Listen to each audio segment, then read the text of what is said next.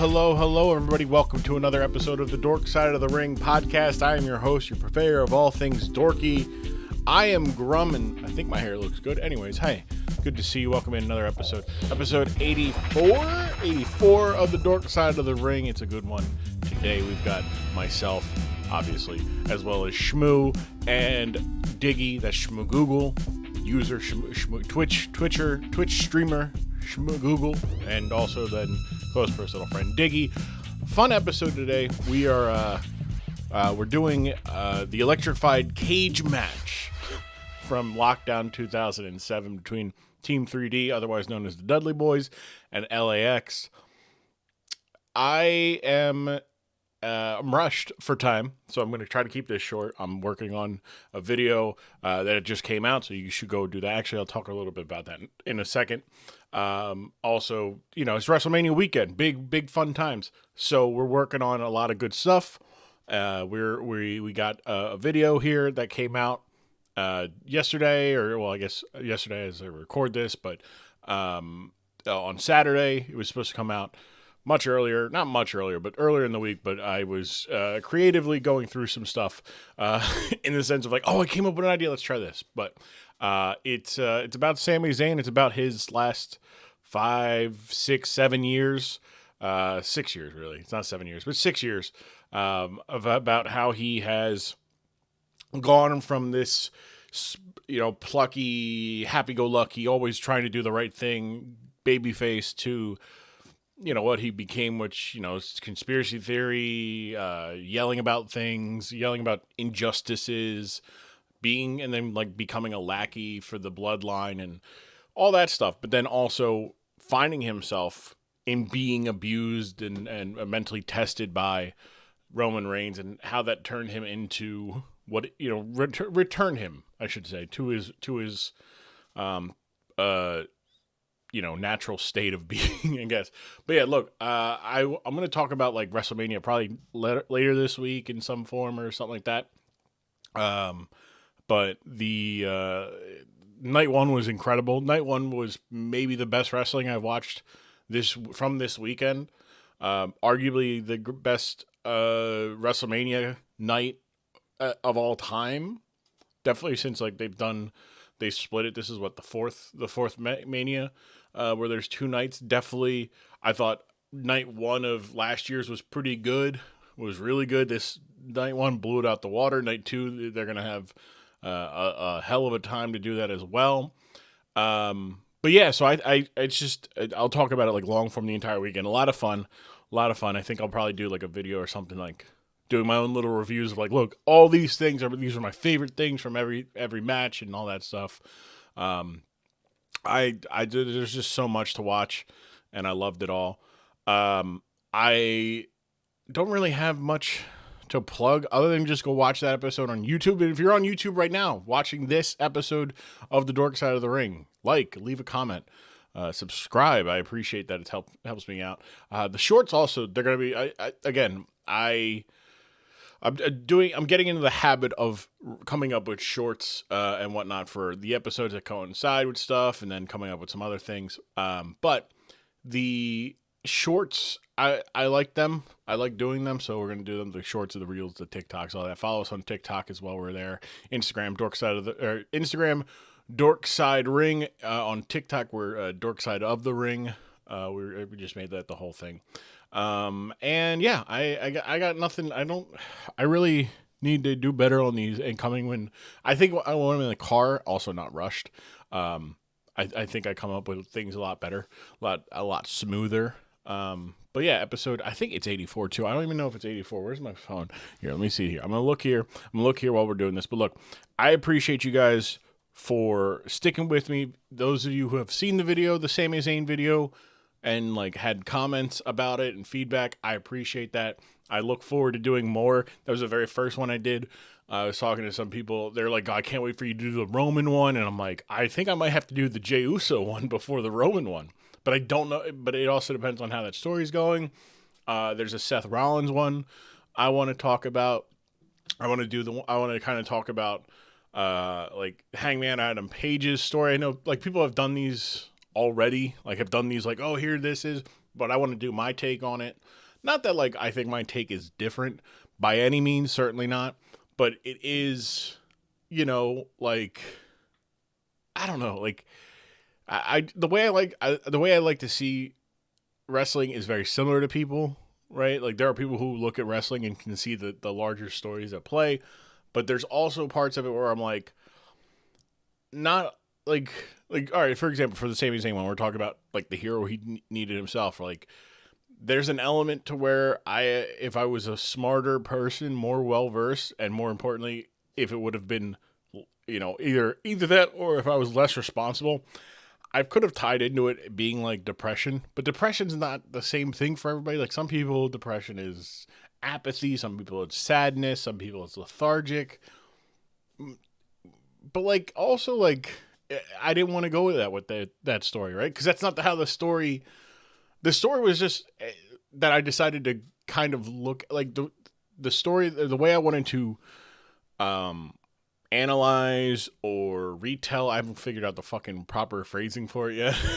That what I did, but like Sammy's story to me wasn't about being depressed. It wasn't about being, anxious, or it wasn't about mental health. It was just about losing confidence. Like you can lose confidence in yourself and not be depressed and whatnot. Like, and losing confidence, losing himself in comparison to his friend Kevin Owens.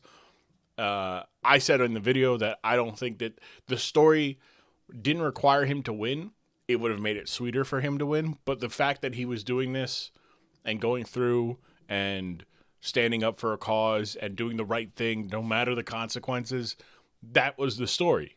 And this is just the ending of the third act, right? And the third act is whether or not he wins the title. But but we got the first act is him falling down. Second act is him finding a cause, however, not exactly enticed by the consequences. And then the climax of the story is him standing up and doing that. And then everything after that is what needs to happen. Him wrestle Roman Reigns. He needed to lose because he can't, like the whole point about finding himself is he makes us believe again. And that's always been his thing. Like no matter what the odds are against him, hey man, I believe Sami Zayn's gonna win this because goddamn he was gonna do it. But that's the thing. But yeah, I wanna. There's so many ways to look at stories. I know the Hangman Adam Page one. That one is very similar. Where he, was at a very high, but it's different in the sense of it was a young guy who had his first real taste of being successful on his own, but also having to like be compared to his peers and his the elite. And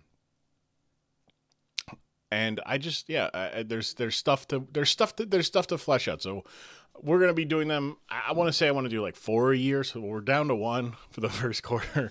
They take a little bit for me, just cause I need to, it's a lot of rewatching, especially like if it's longer. Like that Jey Uso one. Jay been wrestling since like 2009, 2010 in WWE. So and also figuring out how I want to approach that. The Roman one, I know exactly how I want to approach it, but I need it to be approached a certain way. I might also just not do it with the bloodline itself, or break it up into 2 parts of a Roman story. But we'll talk about that at some point later, if you've been around. Also, we're working on, because now that that's out, I can, reinvest some time. I got to record some Dork Sides. I got one recording later this week and some other stuff. But hey, Dork Side Wrestling, that's coming soon. We're going to get back into that, and get some wrestlers done. So pop over to the Twitch stream, the YouTube streams, twitch.tv/tgrum, YouTube, or youtube.com/ at tgrum. Yeah, I appreciate that. I'm going to put them on Dork Side of the Ring, maybe. Dork Side on this channel. Who knows? Either way, I appreciate it. Thank you guys so much for sticking by. Let's get to this episode. Myself, Shmoo Google, and Diggy talking about the Electrified Steel Cage match from Lockdown 2007. Yeah, I love it. Here on the Dork Side of the Ring podcast. Fine cold open. Me just, telling Diggy all about how horrible things are looking for his Celtics before the playoffs, but not gloating about it. At this point. Not gloating about it. At this point. pleasantries. I'm not gloating. I want it on the record. I'm not gloating. I am just observing. Okay, it's not. We're inevitably going to see each other in the playoffs. It's I'm going to say, and someone will come on top, and someone will be crying at the end. Yeah. Hopefully, it's not me, and hopefully, it's you. That's all I have to say. Maybe, hey, you know what? No. I hope that's you. You know, after last year, getting so close, I would love for your team. I would love for you to be able to be like, look, the Jays did it. The Jays did it. And Shmoo has I don't know, Grumm. You need a win. You need no, a win. no. Your city, the city needs a win. No. We've only runner-up in the World Series, MLS Cup, and the Super Bowl. Nah. Because here's the thing: if the Sixers, like, you know, I'm getting muted. I'm getting kicked from Tyler's Discord. Like, I am going to become an insufferable person for 365 days. I do not care. Like, Scuba's like, worry about your bum ass team will be tatted on my forehead.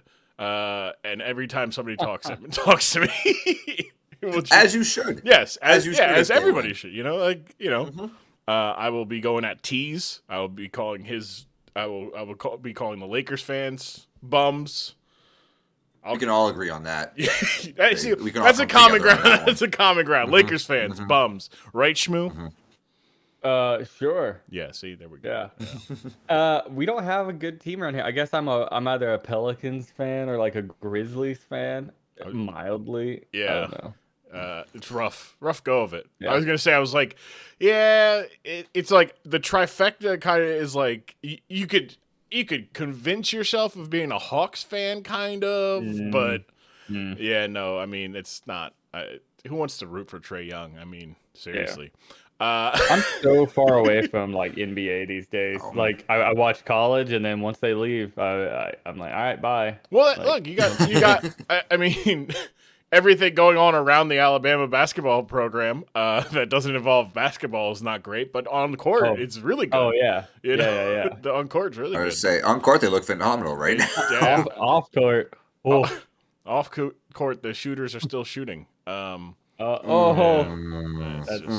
rough, yeah. That is rough. But it's such a wild story. It's such a wild story. I mean, that's the reason why I picked them to win my bracket, because teams with bad people generally win championships. So yeah, rarely does karmic justice happen immediately. In fact, especially in the sports world. No, surprisingly, Brandon Miller has not been carrying them through the playoffs thus far, but it could change like any moment. Yeah, because they played last night, right? They're in the Sweet 16. Yep. So that'll probably next weekend is probably when they'll start getting to the point where like him being the best basketball player in college basketball is like getting be on display, or you get him where it's like Lonzo going up against De'Aaron Fox and he gets fucking chumped because it's just like I'm completely getting outplayed. But this is a wrestling podcast. This is a podcast.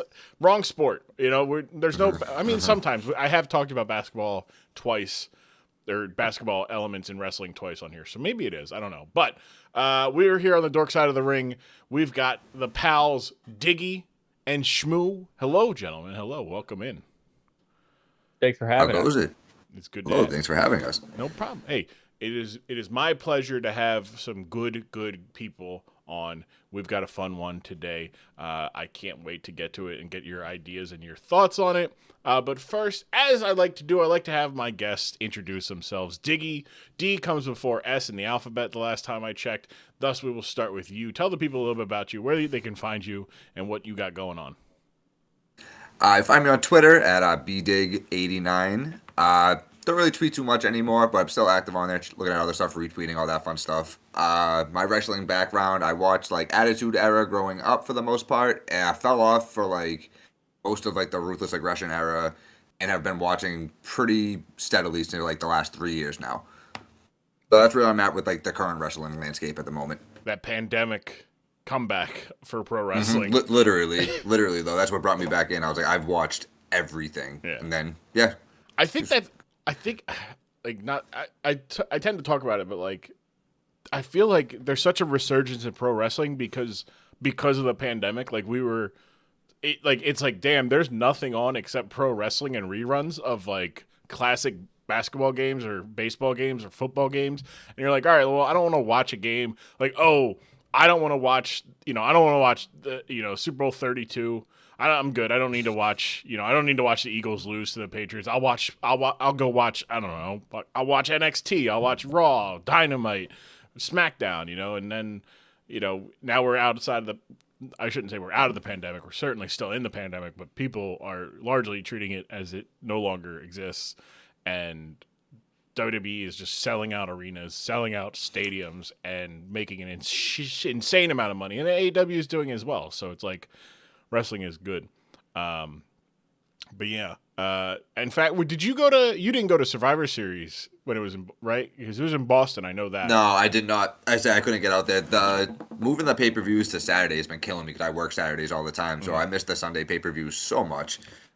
Yeah, it's rough. Well, next year, Mania Night 2 will be in Philly. Come on down. Well, it just means you have to be in Philadelphia, where the championship runner-ups are, and then I've been go home before. on a I can Monday. make my triumphant return. Yeah, go home on a Monday. But yeah, no, it's rough. I love it. Teams. Yeah, the almost teams. Yeah, home of the almost champions. Yeah. I like that. Yeah, great. I'm adding more slander. It's just like, oh man, like just that digs deeper. Like being a city of loser, like. Well, not losers. No, but like you're not first, you're last. No, but like Cleveland used to be and kind of is still like the city like the Browns are losers. The Cavaliers were, and then they're not. The Guardians are but aren't. Like they're cheap. Their owners are cheap. So it's like, but largely it's still like you look at that as like a loser city. Whereas like with Philadelphia, it's like they were a loser city, then they won a couple championships, and then you're like, okay, they're not losers. Now we're like, oh, we're constantly getting close enough and losing. Like sometimes that can feel a lot worse because like you have expectations, you have hope, and that hope can. Oh, that hope kills you. It hurts, dude. Hope is the worst drug. I hate like hope. Like being an Alabama football fan, like that. College football has been so close, but we've been losing in the national championship or like barely making it after such a run of like 6 years in a row. Yeah. Now it's like we get there and then we lose, and it's just like I don't know. That might be a worse feeling. Honestly. Yeah, and well, especially for Alabama because it's like there's that expectation of like no, we win championships. There's no ifs, ands, or buts. Yeah. It's we are the standard, and us losing to Tennessee. Not good. Yeah. Not, It's terrible or interesting to be fans of people or friends with people like Def, who's from Indiana, and he's a huge Indiana fan, and they kind of suck. I mean, but I went back in September. I went to a game with them and in Indiana, and the fans are so good, and they're so hyped to be losing to Michigan while I'm watching, and I'm like, this is interesting. Like if this was the Alabama game, like the stadium would start to be like filling out, like people would be like leaving if we were losing that bad. Like, it's just interesting to be like fans of a losing team. I wonder if it almost just becomes like a happy to be there type thing. You know what I mean? Like, because if they get a bowl game, they're like, yes, go to a bowl game. If we get a bowl game, it's like the lowest viewership in the history of a bowl game. It's like, we're not playing on New Year's Day. Get it out. Like, meanwhile, Indiana's like, we're playing in December. Awesome. Don't care. Sugar Bowl, Rose Bowl. We don't care. Anymore. Not unless it's no, you guys aren't playing on New Year's Eve. You are literally playing your third stringers. Yeah. And then Nick Saban's putting in the call of like, I don't care how much name it NLI money we need. We get these guys here, and then when they get here, strip their cars down. Like, just their cars are now robbed. Like, fine, like set it up so of the cars you got the car, but now it's robbed, so you can't go driving in it. So get on the practice field. Let's go. Come on, come on. The whole team's like, well, we're going to the draft, so not worth it. That's like the fascinating thing is like. Everywhere else is kind of like embraced it, like, all right, like, sure, okay, like our best players are not going to play because they don't want to hurt their draft stock by getting hurt. But like Alabama, like they're like, oh yeah, no, we're all showing, like we want to see this through, and it's like, no, you don't. Nick Saban has your family, like he's like, look, I got 3 guys outside your mom's house. You're playing because if you're not. you're not going to the draft because Yeah. you were there. We saw it. We got 2 guys there who saw you. Yeah, there's plenty of. I said that as a joke, but like most of our team, I think all of our team played for like the bowl game this year. I mean, it's just even Even good Bryce Young. players, you know. Yeah, Yeah, like, Bryce Young, Will Anderson both played. Yeah, but like Say the top, like the high picks, like the top 10 guys all played. yeah. Yeah. For what? I don't like none of them. Right, because let's see, like who was the college champ? I don't even remember who the national champion was. Oh, Georgia. Yeah, so it's Georgia, Jalen. It was Jalen Carter. He's the Yeah. only top 10. He obviously played because it was a title game. I mean, he didn't play much. They went up pretty. He got the players was not 99 a and fun game. 100 were playing more than players 1 and 2 in that depth chart. Oh yeah, that man had his feet up by the second quarter, Yeah. Yeah, chilling. He was talking to his agent like, all right, cool. Hey, it's not a violation. This is my last game, so they're not even gonna worry about it. They're not gonna Saban must just have a file on all of his players, and it's like, if you do not, I'm sending this to every GM in the NFL, and it's just them doing something terrible in college, or not even anything terrible, just something embarrassing, anything. Yeah. He drinks Malorts, okay, in his long time. He drinks Malorts, all right. Shmoo, enough about talking about Alabama football and whatnot. Let's talk about you. Tell the people a little bit about you, where they can find you, what you're working on, and all that fun stuff. Yeah, it's Shmagoogle. You can find me on twitch.tv/Shmagoogle. TikTok, the same name. YouTube, the same name. Got stuff uploading on all those kind of frequently these days. Wrestling experiences. I was on this podcast once before. Dork Side of the Ring, episode 53. number here. Yeah, insert 53. number here. 53. Go check that out. We had a great time on that one. I really enjoyed it. And so when you asked me to be on it again, I was like, oh yeah, it's good stuff. And that's my only, as I said on that one, my wrestling experience was that. And just,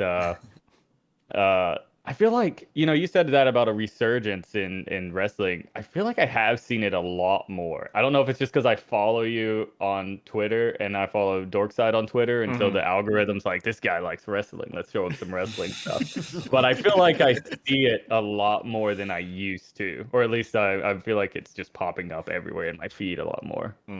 Yeah, no, I think wrestling has done a really good job of being ahead of the times in terms of like social media. Like WWE was on Twitter in like 2009, and they were telling people like, follow us on Twitter, do all this, and they were talking like over like plugging, like use hashtag WWE Raw, use like they would, and they hashtag individual matches. So like if you watch Monday Night Raw in the upper left corner, there'll be a semi-transparent hashtag. Most times it's like hashtag WWE Raw, but sometimes it'll be like hashtag trial of Sammy, or hashtag tribal chief, or hashtag like because hey, we have these moments that we can now associate with these matches because you're using the hashtags. Yeah. And like people dogged it. Like, they were like, this shit sucks. Shut the fuck up. I want to talk about, like, I don't care about social media. And now it's like, 10, 12, 15 years later, it's so intertwined of like, Sami Zayn says like, hey man, like, hey, Jay's not feeling very oozy as of late. And in 3 minutes, it is worldwide trend number 1, 2, or 3. And it's everything about it. And it's just like, it's so intertwined into how the presentation, because sure, like Shmoo said, I mean, I'm watching it, but now I'm watching it, I go tweet about it, and somebody who hasn't watched it, who has no interest in watching it, is seeing it and going, everybody's laughing at this, including the people involved. Like, this, okay, what is this about? And like, that's how I know a lot of people like Diggy, they're, who comes in and is like, hey, what are you guys watching on, in the Discord? And we're watching Royal Rumble 2021, and Roman Reigns hits Kevin Owens with a fucking golf cart at near full speed, and Diggy goes, "I'm in. I don't care. Yeah, like That's all I needed. I'm back. Like I am back. Like I am in everything that happens, and it's not. And sure, like the Diggy loves the Roman Reigns stuff. Everybody does, but there's things that Diggy goes, hey, because I watched the Roman Reigns stuff. Hey, this Bianca Belair, she's kind of kick ass. Hey, oh, she's married to Montez Ford of the Street Profits. Ridiculous. Oh, they're having a match with, and it's like Plinko, you know, and you don't know where you're going. Yeah. But at the end of the bottom is one group, and it's, oh, now I watch wrestling, you know, and it's just Get it's into the fascinating. social stuff too. It's nice, even if sometimes I can't catch every show. I can literally just go to WWE Twitter and see the main moments, Like big highlights of highlights. matches. Yeah. Exactly, and like not have to. It's like, you know, sometimes it's hard to sit through a 3 hour show. Oh like yeah,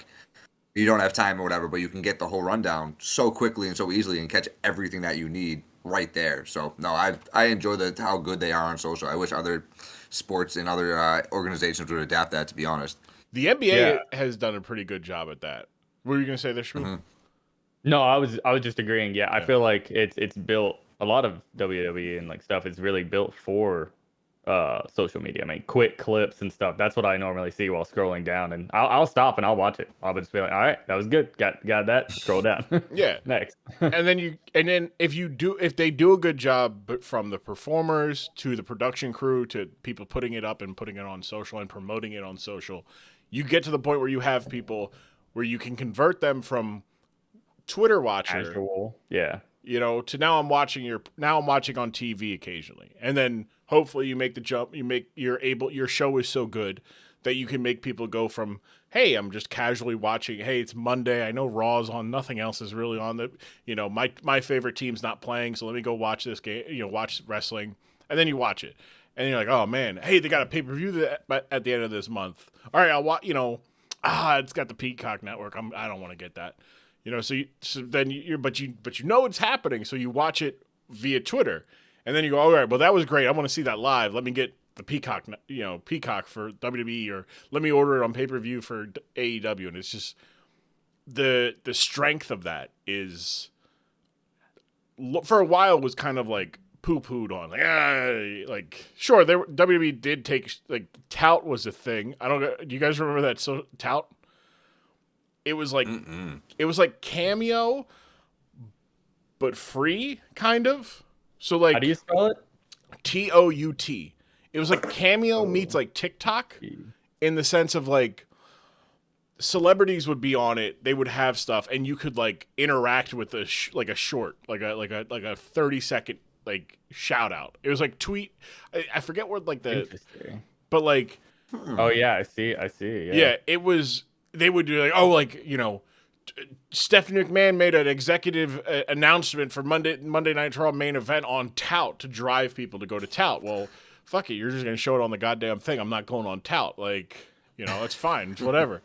But they backed it, and Tout didn't last at all. But like, it lasted longer than it should have because of WWE's involvement. Like, WWE got in with YouTube, and they're kind of grandfathered into where like the algorithm is built to, like, hey, if you're getting on YouTube for the very first time and you put in like fighting, WWE shows up because your algorithm, and it goes, hey, maybe you mean this kind of fighting, or maybe you mean like Kimbo Slice backyard fights or NHL fights, but we're definitely going to show you this WWE branded stuff. And it's just like, you know, because they're like, I think they're fourth or fifth most like subscribed channels on YouTube. That's not surprising. I mean, wrestling fans are so like loyal and dedicated. So crazy, hungry for it. But yeah, it's just like, and you get to the point with like it's so worldwide too. Like, you Which look is surprising. like, You think it's like a truly American thing. no, certainly not. And like, Jiggy, you know this, like the talk about how like ratings, like WWE's like ratings are down, this and that, and it's like, that is only people who are consuming it a single way, and it's a dying way. Like, and even then, you have 2 million people averaging throughout the program. You could have a single clip have 4 million people within an hour of the show ending. Exactly, and which is way more impactful than the cable company, which is losing users by the minute anyway. Yeah. So it's like, and like, really doesn't make that much of a difference to me. I feel like on the rating numbers on that side, because people are still consuming it in so many different ways, regardless. Social media, one of the main ones. Yeah, and television is just it's a dying medium, but you're getting people who are like WWE is still like, oh, WWE's ratings are down. Everybody's ratings are down. Like their ratings have been down for 30 years and 25 years, and yet they're still the number one program on Mondays, not during football season. They're still going to sell out multiple arenas a year. Like football stadiums for WrestleMania back-to-back days. Back-to-back. That's the thing. Back-to-back days. They get to have like 100. Figure they get 60,000 people minimum into some football stadiums. 80,000 on the larger fronts. It's anywhere between 120 to 160,000 people over a weekend. Yeah. Absolutely crazy. For a wrestling product. You know what I mean? For a wrestling product, which it's the like creme de la creme of the wrestling product, the biggest event. But either way, that's still outrageous. And then you're sitting numbers that they do for live events is ridiculous. And you're sitting in the nosebleeds. Yeah. Watching dots move around the old Namco football games. Like you're like, I don't know which one is that mine? And like, yeah, sure they have, jumbotrons and stuff like that, but man, I can't wait for it to be in Philly next year because I want to experience that. I've never been to a WrestleMania and not been at a WrestleMania at a stadium. Like I could have gone either time that they were in the Meadowlands, but I didn't want to. But I'm going in Philly because it's right around the corner. I can be home in an hour and a half, give or take, with traffic. And you tailgate and do a live Dork side from the I would. Hell yeah. Yeah, boy. I would be like, hey, we're doing a live Dork side tailgate. Come by.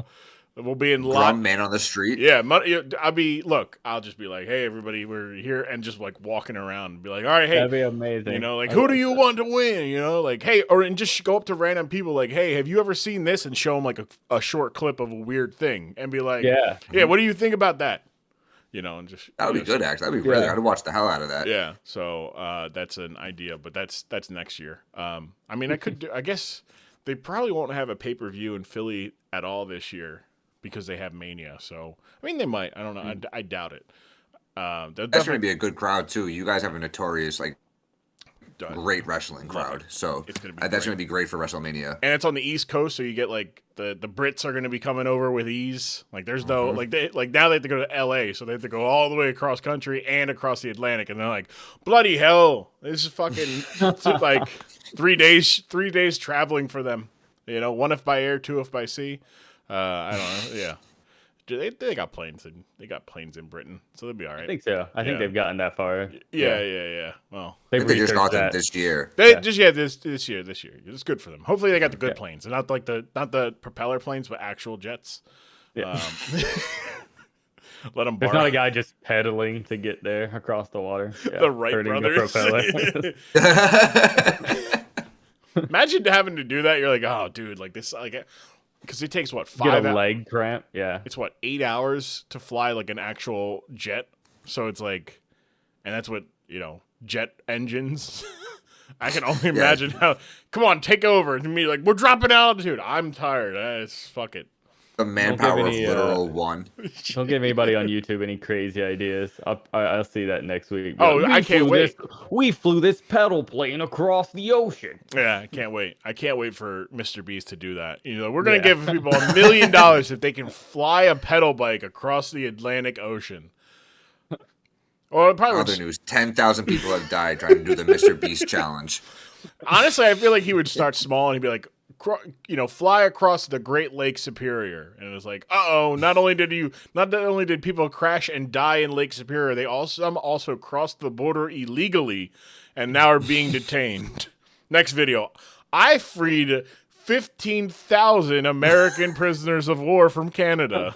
It's like, dog, wait a second, hold on, what do you mean prisoners of war? Can we just stay? Actually, yeah, quite like it up here. There's free health. Their healthcare is great. I love when my Canadian friends complain about like their issues. Like, oh, the wait is so long at the urgent care. Like you gotta wait 10 times longer than if you go to your regular doctor on a scheduled visit. It's like, yeah, but it's free. like if I go to the emergency room, I'm waiting for 3 hours, dying, having to pay $15,000. Exactly, because I've been to the emergency room a couple of times now. Nothing for some like broken arms and burns and stuff like that, and Mm. I still waited forever. Like it's not, Yeah. and then I still got And- and then I got billed at the end. I don't think they know we're not just walking into the emergency room being like, it's an emergency, I need help. They're like, well, here, sign this piece of paper and then sit next to that guy who needs pills for the next 10 hours. Okay? And then he's like, and that'll be $5,000. I mean, I broke my ankle and I actively did not take the ambulance and just had my friend drive me to the hospital to not have to pay like $800 to get to the hospital. Yeah. Yeah. No, I would never call an ambulance. That's like absolutely like there's been times where even like my family who's getting older now, like there would be a problem and it's like, do we need to call you an ambulance? And it's like, we need to discuss this because we need to be financially ready for the decision we're about to make here. My buddy got stung by, he's like really, really allergic to bees, and he was having a really bad reaction to it. And we're at work, so like he had his EpiPen. He stabbed, I'm like, do you need to go to the hospital? And he's like, yeah, I should probably go. Like, it's not. He goes, I'm not feeling good. So I was like, all right, I'll drive you. And our boss was like, no, he's got. I'm like, no. Like, he wasn't. So the company paying like, for this ambulance, sir? And because it wasn't on the clock. So, like, technically, it would have been billed to him. And he's like, I don't know, just take me. So, like, took him straight to the hospital. Also, the other thing is, the hospital that they would have taken him to is not the hospital he wanted to go to. Like, he wanted to go to the one around the corner from his house, not the one in the city. Thing. So imagine like HR looking at the thing and being like, well, you were stung by the bee at 3:30, but you clocked out at 3:28. So that's really not our problem. Sure. Yes, there's a beehive connected directly to the clock, but not our problem. Not our problem. But yeah, I don't know. So as you see in the contract that we signed, you would get stung by all bees off the clock, and it would be on you. You're covered by insect bites and insect infestations, not stings. Okay. Yeah. Now, if you can prove that this was a bite from a bee, we can help you. But other than that, no, we can't. Imagine getting like I work at there's a power plant next to my work. And it's not like a super big one, but it's small. But like around where they surround or where they're by us, they have the like, fences electrified. It's not. It like it legally cannot be because it's connected to it. But they have it anyways. Like they're like don't. Yeah. So like we've always joked like for the while we'll fuck with new people like, hey, careful going over there.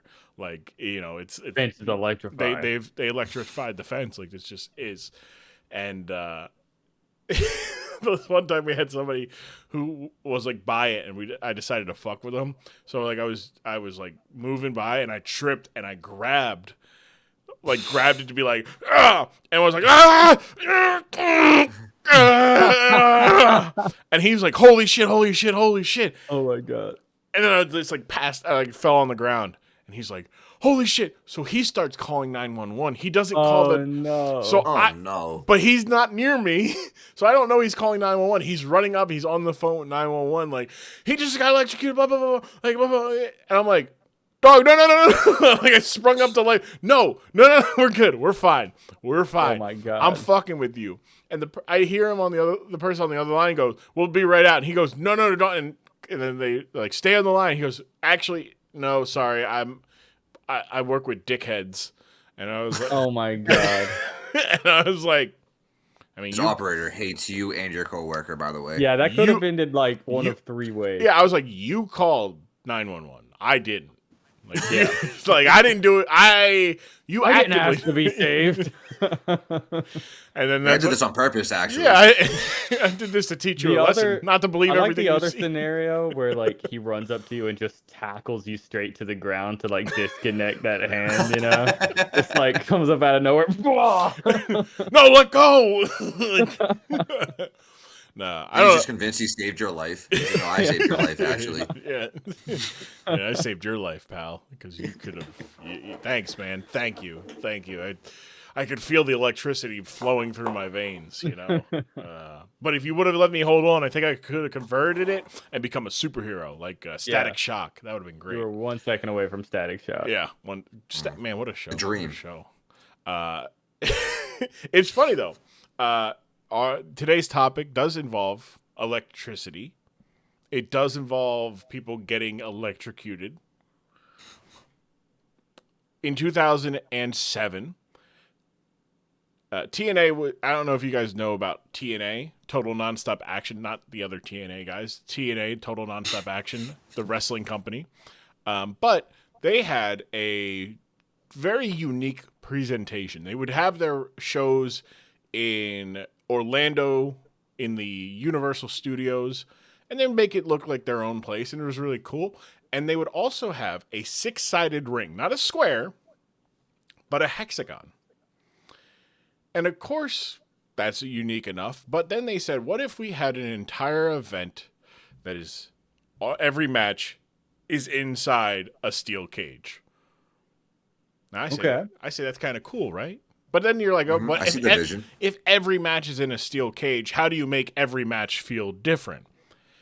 Well, of course, their signature event, a match of the event, was called the Lethal Lockdown. So much like the traditional war games, everybody would be in a cage, and they'd lower a roof, and on top of the roof are a bunch of weapons. Okay. That was their main event of every lockdown event. However, what we're watching is not the main event. In fact, it is earlier in the show for this particular event. It is an electrified 6 sides of steel match between the TNA. You decided to open the show. No. This is like midway through the show. Okay. Between the NWA World Tag Team Champions, LAX, who was Homicide and Hernandez, led by Conan.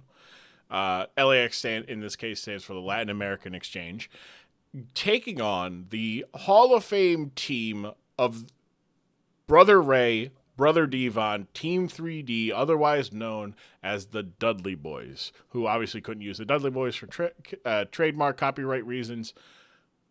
And they take on each other in an electrified steel cage match. And quite frankly, it's kind of bonkers what we see. Okay. I imagine things don't go wrong. Oh, no, they certainly do. They certainly do. We're talking about it. So, your prediction, Shmoo, for the winner of this match, is it LAX or is it Team 3D? I think I'm going for the Dudley Boys here. Okay. I mean, that sounds pretty legit. So I'm thinking they have a strong chance. Okay. Diggy, who you got? I'm also rolling with the Dudley Boys, going with my my old wrestling roots for the team that I've seen do damage and horrible things to other people. Now, how do you think this, when you hear an electrified steel cage match, what comes to mind visually? Mad Max. Okay, that's say that no, okay. I'm picturing comically large jumper cables connected to the steel cage. That's what I'm picturing. It's pretty good. No, that's also very good. I was thinking like you see the you can see the electric currents like running through the metal of the cage. Yeah, so so kind of like the Mad Max kind of look, but also just hooking up giant jumper cables to it and like electrifying it by like a couple car batteries is very funny to me. Connected to a monster isn't in a video truck. game right now, like it needs to be. Yeah, no, you're right. You're absolutely right. If it's not, Also that. And this is like one of my favorite like out there steel cage matches. The other one that I had was the other one that I enjoy was JBL taking on Big Show in a barbed wire steel cage match. And like the only way you could actually win was going through the door. Like you couldn't climb on top of it because on the top of it is just bound tightly large rolls of barbed wire. It's not like it's like waves. It's like the whole. They literally just went there and like. It looks like a prison fence. Yes. But not this case. This case is not. So we have LAX taking on Team 3 for the NWA World Tag Team titles at Lockdown 2007, live from St. Louis, Missouri, here on the Dork Side of the Ring podcast.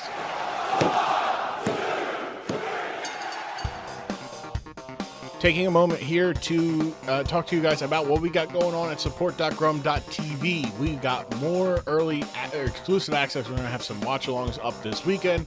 We are going to have some more videos that I'm working on, and their scripts out as well. I think I'm going to probably do the WrestleMania video as well. The WrestleMania main event tiers. Work on that video as well, especially now that the weekend is over and I can dissect those ones and watch them again and have some fresh thoughts. I will also be doing some streams, so you can come out, hang out, talk in the streams, hang out, voice permissions in the streams, and talk and everything. It's good times, and yeah, I appreciate that. Thank you guys so much.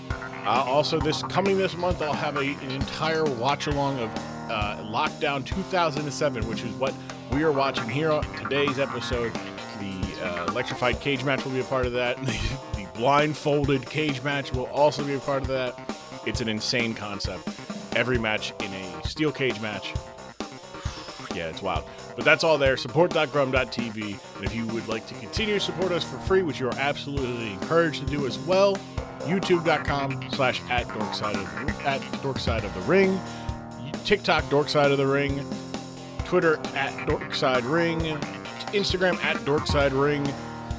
Dorkside.tv's got all your links. You can continue to talk to people about that. Leave a 5-star review on the podcasting platform of your preference, or in fact, of your preference and the other ones too. Go to there and be like, hey, I listen on Apple. Be like, hey, I listen through Apple Podcasts, but I want to do that. I appreciate that. Thank you. Let's get back to let's get back to this episode. We're back on the Dork side. Diggy, first impressions. Fire Russo. I agree with the crowd on that one. I like the idea of the match. I do like that. I almost got the comically large jumper cables. We were that close. Kinda, almost. But LAX was impressive. It was nice to see the Dudley Boys still got it in that time period, 2007-ish. But you can see them trying to go outside of the box, which is at least nice to see in wrestling. They just kind of missed the mark a bit, but very funny. I enjoy the flopping of the acting of being electrocuted was great. Devon really committed.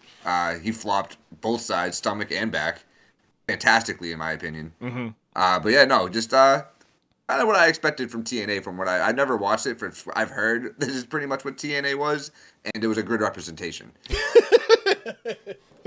As a TNA fan, I love this stuff, but then also like this kind of shit like made me go, ugh, what the fuck?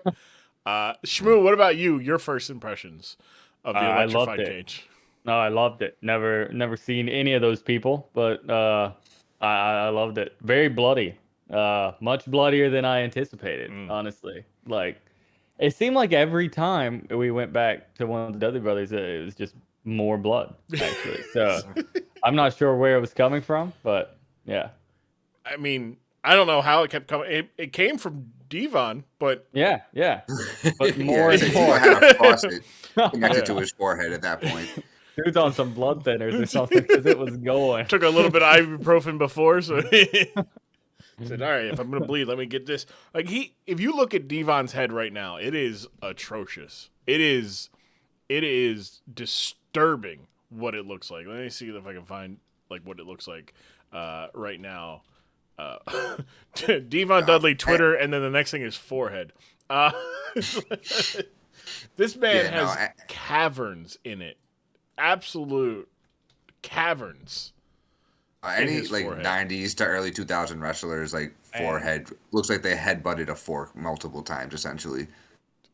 Like it's if you like he's got pieces of his forehead missing. Like Jesus. I would like to see a new version of this. Have they done? When was the last time they did an electric cage like this? That was the only time. That was the only time. I'd like to see an up to date one. I think that would be pretty good. Electric cage wrestling. I feel like the only one is TNA. I'm 90% sure we've never got that ever again. Because trying to think how like updated special effects could make it better, because like obviously the 2007 effects were just every time someone would hit the cage, someone would just hit the flight switch really quickly in the arena. And like here in that would be them getting 2023, electrocuted. I feel like we could like involve some Tesla coils at the top corner of each. Like they're going down. I mean, I think they could make that pretty legit. I want to see this happen again in 2023, 2024. I think we should petition for that. Bring back the electric cage. Now, I feel like that's something AEW would dive into. It maybe actually, I feel like that's the company that would do they it. they should have done it with the pandemic, like when they didn't have when they had the Thunderdome. Like play around with it more. I mean, we set a man on Yeah. fire. We buried a man alive. Bray Wyatt played inside of John Cena's head. We had the men and the women's Money in the Bank match was basically fight through the Titan Towers and climb to the top of the roof and grab the case on the top of the roof. We had AEW had people fighting in a dentist office. Yeah, you're missing a lot of Playing in a football electricity stadium there. as well. Yeah. The stadium stampede, multiples of them. Like, what's going on there? Missed the opportunity there. But now, if I told you that probably wasn't the worst match on the card, like worst received match, okay, would you be surprised? No, because I thought it was pretty good. No. Okay, all right, okay. What was the worst received match on that? It was a blindfold match where both wrestlers, who mind you were former tag team partners and now in a like blood feud because they are tag team partners and whatnot, wrestling each other, both being blindfolded in a steel cage. Now, why are they blindfolded? I don't know. I can't tell you why. They just were blindfolded. At any point during this bit, it's a tag team match? No, it's 1-on-1. Oh, okay. They I was used to hoping be- like they one of used to them be- might have accidentally pick up their own partner and toss them like across. I have covered it is on, and that might make it to where I'm covering this match. I might cover that match as well this month. But I think I'm definitely just gonna like show the entire pay-per-view and do like a Patreon thing because of all this nonsense. But their match was obviously worse because it's two guys who are actually blindfolded. Whereas like they've done it before. Most famously was the WrestleMania 7 match. It was Jake the Snake Robert versus Rick the Model Martel, and they were both had like hoods on them, but you could tell that the front of the hoods were meshed a little bit, Yeah, so you they could could see a actually little see, bit. right? Yeah, and they could see and breathe, and so they were acting blind. Whereas these guys were legitimately blindfolded. Okay. And somehow this electrified cage match was not the worst, but the electrified cage match happened after the blindfold match, which is why the Fire Russo chants got real loud. That makes much more sense Because now. they were like, dog, this is dog shit. What the fuck is this? But we're here to talk about the electrified cage match. How cool did the Team 3D look coming out with their collection of tag belts? Oh, Very cool. pretty sick. Yeah. I mean, I would say you said 19 times? 19-time champions. That's crazy. anytime you can walk out with that amount of gold around your arms, waist, and neck, you're doing something right. You're doing Yeah. something right. Like, absolutely. And Bubba Ray, though, throwing them like recklessly, and I don't know if you saw, he didn't make it the first time. He threw it and it hit the top of the cage and fell onto the stairs in front of Devon. And then he just barreled through Devon because he was mad that he missed. He's like, fuck this. Two of And them he got in walked there. in and swung one of the belts like a lasso above his head. I gotta say, I just Googled Bubba Ray Dudley for a quick second to remind myself, and I think 2023 Bubba Ray Dudley looks a little like Alex Jones. Yeah. Oh, no, he does. Oh, he does. It is hilarious to see Like him. you couldn't tell me this isn't a picture of Alex Jones. Oh yeah, yeah. No, here you go. Here's him. This was at the NWA. Like it was an actual pay per view. Yeah. That is Fox News correspondent Tyrus, and Alex Jones lookalike Bully Ray. Bully Ray. Yeah. Yeah, and no. He's become Alex Jones in physical looks. It is hilarious. Murray's head seems to have gotten bigger every year from the pictures I'm looking at currently. His head just seems to be getting larger and larger well, somehow. his body's getting smaller. So like his head retains the same size of a 350-pound guy, but he's gotten smaller. So now he's at like 270 with a 350-pound man's head. It is how it is. Like you're like, damn, he got a big ass head. It's like he's always had a big head. His body was also big though. That's tough. Bulldog head on a Chihuahua. 326. Yeah, the fact that the amount of tossing around of Bubba Ray during that was insane for a man of 326 pounds. I mean, they were tossing that boy around like he was nothing. Nothing. He just like. And how much taller would you say they were than those two, the LAX guys? I mean, he's probably difference. Like an inch or two taller than Hernandez. But Hernandez was tossing people like rag dolls in that ring. Yeah. Again, strong. Hernandez is like an interesting case because he never made it to WWE, like because he never wanted to go. They called him and he's like, nah, I'm good, because he was happy in TNA, which good for you, but like dog. He get that money, please. Yeah, he'd also like obviously he couldn't do the spot because of the steel cage, but he had one of the best big man planches. This man you know how like Roman Reigns jumps over the top rope Diggy? Yeah. Right? And you know how like it's sometimes where it's like, oh, he clears it, and then there's sometimes where he's like just getting over it. That belly button's grazing the top rope. Hernandez cleared it every time. This man, an insane athlete.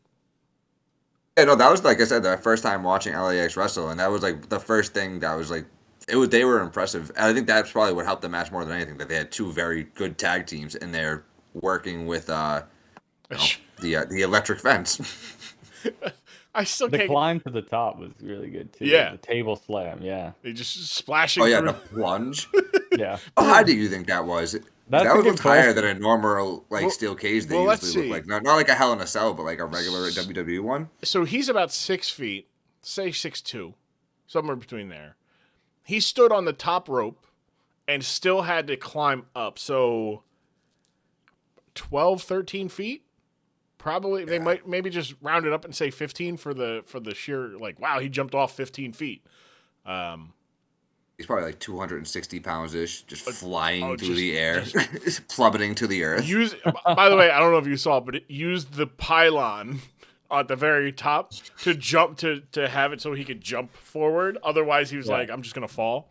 Yeah. But so that's towards the end of the match.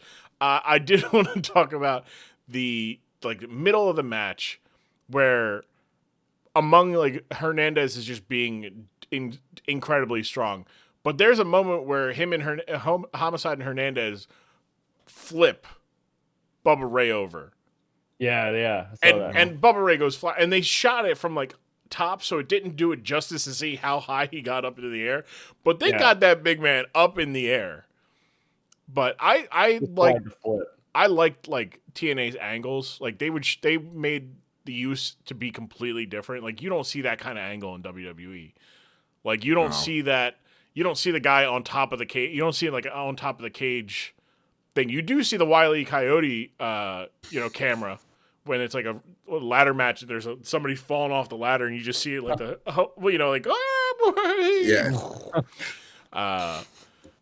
yeah, like TNA love that like aerial cam, and I wish it got used more because it's a really good cam. I miss when Kevin Dunn had drones, which is hilarious to think about, but it was great that he had drones. And then... different presentations are always nice when you're used to seeing the same thing for 25, 30 years. You know what I mean? Yeah. What'd you guys think about the 6-sided ring? I think it made it real interesting. What you were saying about like having two things on different corners, like identical, like twinning it up, like that's pretty good. Yeah. Because it's always interesting, because it's most people, when you hear like wrestling ring, you think of a traditional square with a boxing ring. Then you see this and you're like, oh, this is different. So it's cool to see. I wanted to get your thoughts on that because that reminds me of, isn't UFC like that? They're in an octagon, yeah. An octagon, yeah. And then Bellator has 10 sides, right? They have the dodecagon. I was anti the the different ring, but Oh, as the really? match went on, it just looked weird to me. I'm so used to seeing the same thing for so long, you know what I mean? But no, it was nice to see it the different spots they could do with the different angles, like launching someone off one and then coming from the other angle, but not having to do like complete 90-degree turn to get to that other rope. It was nice. Yeah, I one of my favorite. I'm a big, like I said, I've said before, but I said today, big fan of TNA. There was a wrestler by the name of Monty Brown, a former Patriots safety. Monty Brown played for the 94 Super Bowl team. Yeah, I think in the 94. He got blown out. I understand. Bret Favre put up like 400 on his head. Yeah, and then he became a pro wrestler in like 2002. And his whole thing was that he was the alpha male. And he was like, I'm patrolling the Serengeti for the pounds. And he would come out to fucking Down with the Sickness. Like, it was the greatest shit sick. of all time. But his finishing move was the pounce. And he basically would throw a person off one ring or like one set of ropes and go towards a perpendicular one and then meet in the middle, sending them flying. It was the greatest move of all time. Keith Lee does it, but it doesn't look, in my estimation, it looks better on a 6-sided ring because it's just like the way that the angles hit. Like it's more of like an angle tackle than it's like, oh, I'm going to hit you 90 degrees. It's more fluid. I feel Yes. like just getting to that rope. It just looks, it's easier. You know what I mean? Yeah, and it's so cool. It's so I'd love to see an octagon professional wrestling ring. Like, give me 8 corners. That could be cool. Because then you could You're behind that. You have 2 people. You can have the crisscross going on one set of and then turn it just slightly a little bit and then get it again. Let it go. It'd be great. I feel like tag teams could get real interesting spots with an 8-sided ring for sure. What about like a triangle ring? Chaos. Like I'm trying to think. Yeah, like No matter what, you're getting bounced into a corner. Yeah. Like a large rectangle, and it's like, okay, or triangle. I was thinking a large rectangle. I was like, you just got to sprint across. Oh the entire thing. Instead of square, it's a rectangle. Yeah. What about like a pentagon, like a uniform pentagon? I feel like you would use. It would be difficult because like you couldn't like at least with like when it has the equal amount. Like a square or the 6-sided or even an octagon, you can run straight lines and bounce back and forth. But if you like hit like you do the whole like you touch a side without like crossing it, good luck. Yeah. Oh yeah. And if you bounce off one particular rope, it's a long run to that other corner. Oh yeah. Shit, let me go get him. Like I got man, we gotta wait for him to bounce back. Like eventually he'll get back this way. But yeah, I was like, you got to have an even amount of corners and sides. You can't go crazy. You can't have the odd. The octagon was good though, or this one. You like the 6-side Diggy? Yeah, the 6-sided. It grew on you. I'm guessing. I came around on it during the match. Yeah, that's good. Yeah, I liked it. But yeah, Devon bled, and he bled buckets. He said, "I'm getting this blood early." Oof. And did not stop throughout the entire match. No, when he got put on the table to get put like for Hernandez to climb, and he got off, and they cut to him, and it's just like his face is just an inch and a half of blood the entire way down. There's no way he wasn't blindfolded for like most of it. Like there's no way he couldn't. Oh yeah, basically full crimson mask the entire wrestling match. And like that's the thing is like, how do you clean that? Like, because if you take your sweaty arm, you're just making it more of a mess. You like pick up the other guy and you wipe your face down the front of his chest. I mean, both of them headbutted someone with the bloody head at some point. He did. That was his time to clean it. He's like, let me just wipe my head real quick on your shirt. Speaking of shirts, how about Hernandez's they can't deport us all shirt? Extremely problematic. Great athlete, extremely problematic. Like I gotta see if that was an LAX like thing they can't. Staple. Yeah. Just multiple white children wearing that shirt in the crowd. Like that would have been let me see. Final Resolution, LAX versus AJ Styles. They can't deport us all as Chingo Blink's third album. That shirt is very prominent for sale right now, though. Like if you just look up that shirt, like they have it for sale on Amazon, Yeah, Teespring, Frog Oh, Tees, really? yeah. I'm trying to see if like TeePublic. yeah, I'm trying to see if you can find like the actual like the one that he because I'm looking at some of them and some of them are very much in that same style.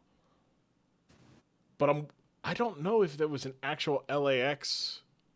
Uh, yeah, from the looks of it, it doesn't look like that was an official TNA T-shirt, which probably for Probably the a good best. call. Yeah. Yeah, probably for the best. But also that would, I mean, that'd be one hell of a way to make some money on merch. Is you're like, hey, Yeah. we're just like, It's yeah, certainly a strategy. yeah. I'm found one where it's a shirt where it says I just look illegal. That would have also been a great shirt for Hernandez the Rock. Like it's just I now want to look back just to see what other T-shirts to see what message he's displaying on them at this point. like I want that's to go back yeah and that, watch his old like that's matches. where I'm like oh I want to see like like I just want to find like Hernandez matches and see if he's wearing any like anything else. Let's see TNA Hernandez. Let's see because some of it is just like LAX official shirts and it's just like where it just is like LAX.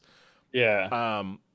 Or or the time when he would just wear a beater and like like hold on where is like this is what he was rocking Seems like a jean shorts guy. not jean shorts khaki shorts very much a khaki shorts It's a little guy bit more fancy. because this is the original iteration of LAX. Here's a clip of him when I said he clears the ring, he clears the top rope.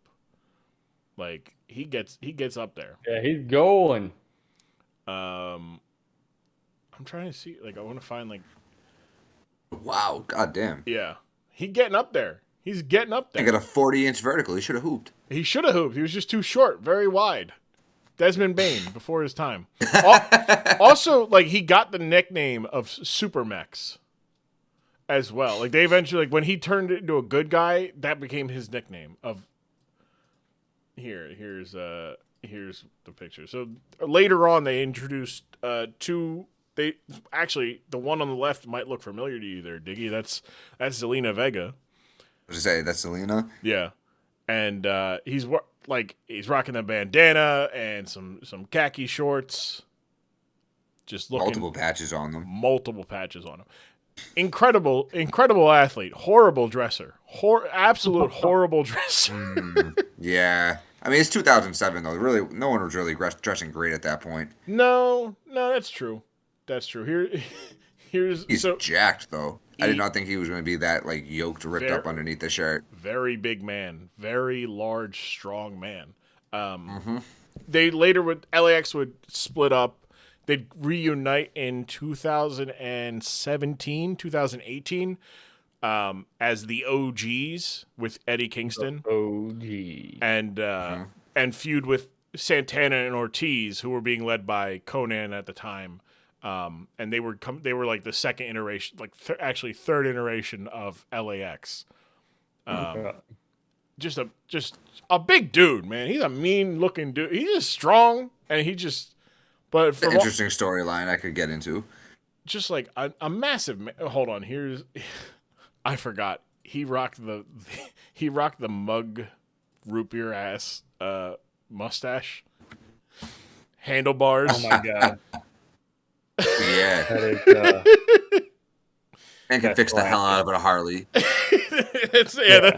That is. Hey man, like what's wrong with my car? And he's gonna tell you how much it's gonna cost you, but it also tells you that he knows how to get it. He can get it done for cheaper. You take it to his house. Like, yeah, if you take it to my house, I can get it done for you. But it's not my shop. Yeah, no. It's not my. No, he doesn't have a shop. He does it in his driveway in front of the entire neighborhood. Yeah. We all know this. All while watching his like teenage kids like be menaces. Like, hey, leave Mr. Johnson's trash cans alone. Leave him alone. Like, what are you doing? Come on. And it's like, yeah, Yes, sir. Tell his kids Yes, call him sir. Yes, sir. Yes, sir. Better. Look at that mustache. Man's respect. What moments other than was there any other moments we didn't talk about that stood out in during the match for you guys? Say. Oh, I love the attention to detail with all the gloves. You know, we got rubber gloves for taking on and off the locks. We got rubber gloves because I gotta climb. Gotta take off the Rubber rubber boots gloves. because he was standing on top of it as well. He was Yeah. standing. I Yeah, have the rubber boots. I'm just glad they committed to the safety. You know, Yeah. of worrying about that. It just makes sense. Except for the one guy when he unlocked the door without the gloves because he forgot them at that point. Yeah, Hector Guerrero. Yeah, Eddie's brother. He's Hector. lucky. Yeah. He's just lucky. It was off during that moment. Oh, yeah, It was yeah, one of those yeah. off moments. Look, they were smart. They covered like, hey, like it's alternating currents, like it's never always on. Yeah. Because that's actually bad. They're like, so some will be some parts of the cages will be electrified at some times, some won't. It's like that makes sense. Yeah, no, okay. Like when you're explaining, it's like, yeah, this makes sense. And then it makes sense for when if they touch and they don't sell it, they got shocked or anything. Like, oh, okay, or they do a little bit. Made sense. Yeah, they give him a get out of jail free card if you fucked up, essentially. Yeah, yeah. You know, like when their butt touches the fence as they're Yeah. climbing. It's like, oh, it wasn't on. There was not much space for them to climb the ropes. I would like to think though, if they hit it when it was on, that if they realize they accidentally touched it, they just shoot themselves straight out. Like, oh, my ass hit. Oh. Yeah. Oh no. Yeah. Exactly. Yeah, there was not a lot of space for the size of those people. Homicide was fine, but Homicide also could get up there without going like Touching climbing. anything, yeah. Bubba tried. Yeah. Not as nimble as Homicide, for sure. He tried multiple times. I think he tried to climb like 5 times and was only successful once. Yeah, and only One got time he slipped and like hit himself in the nuts. And the only time and the highest he got on that rope was the second. Yeah. He didn't even get to that. Yeah. Not at all. And he's just like, yeah, no, absolutely a incapable. That's a sweet spot for Bubba Ray. Yeah. Getting anything higher than 3 feet off the ground is not great for him, I feel like. No, not by choice, but like the way Hernandez was throwing him around, it wasn't by choice. Hernandez said, "You going up, brother? I'm putting you up in the air." But how long were you guys wondering? Because there went a good amount of time without actually touching the cage. Yeah. At what point were you wondering if they were ever going to touch the cage? Yeah, I knew it was going to happen. Like I said, I do like the selling aspects up to like the holding the hand very close to the fence, but not actually touching it, and fighting it back is fantastic. Like those little moments in wrestling are always my favorite. Like the stupid little things they have to sell, it's incredible. I like that during that point his fist was closed, and then it was getting closer, and then he opened his hand. And I was like, no, close it back. And he bit the announcers did a great job as well. Towards it? Yeah. Mike Tenay and Don West are underrated. They're not great. Like, they're not calling match 5-star. They're not 5-star calling matches and whatnot, but buddy, they had emotion. And they're just like, yeah, no, like Don West is like, they're wearing rubber gloves. There's the like I said, he walked so that Pat McAfee could run. Like Don West wasn't a wrestling fan. He was a guy who sold things. He came off of like QVC. Like that was his thing, man. He they sold a lot of merch because of Don West, because he would do this thing called Don's Brown Bag Special. And he basically would they'd be like, he's like, hey, what do we have a surplus of? I'm like, some DVDs, some this and that. And he would literally put them in a brown bag, go grab a camera and be like, if you buy this, and this, all this in my brown bag for $15, this is all you get. And they would just sell merch like that, because he would be like, this thing is incredible. And that's how he felt. Like, he would just take that energy to basically selling pro wrestling. Selling wrestling loot boxes. Loot bag, Yes. but ethically. Oh, yeah. Because it wasn't overpriced and selling you. He told you exactly what was in the loot box. Oh, okay. Good, You know, it's like all Okay. these things. You know, it's Don West brown bags. Calling it a brown bag special was incredible. I'm gonna see if I can find like a clip, but An online yard sale, essentially. yeah. He's just like, it was great because it's like, all right, wait.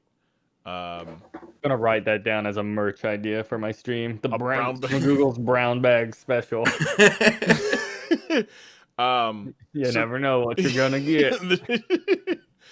Dangerous game to play. Yeah, yeah. Sometimes it'll be nothing, but hey, so When you get the brown bag, at least. It's a special brown bag. Just write special on the brown bag. So like this is what somebody bought 4 of them, right? So this is a picture of somebody buying 4 different. What the fuck? Files are too powerful. Why is it that much? Oh, we also got an F-bomb in the in the middle yeah. of the show. That's right. Yeah. Yeah. Hector Guerrero, when he attacked, when he fought off LAX and whatnot, Bubba Ray gave him a, forget the chair. Hector. Hector had a hard time hearing. He was too excited. He was having a hard time hearing. He was all juiced up. He couldn't believe he asked for a table. My dream. Yes, I'll get you this table. He said, "Fuck, forget this steel chair. Give me a fucking table." And like, oh, okay, yeah. And then he got the table, and Hernandez put himself through. Did you think that LAX would hit the cage first, or Team 3D? Like, who would get thrown into the cage first?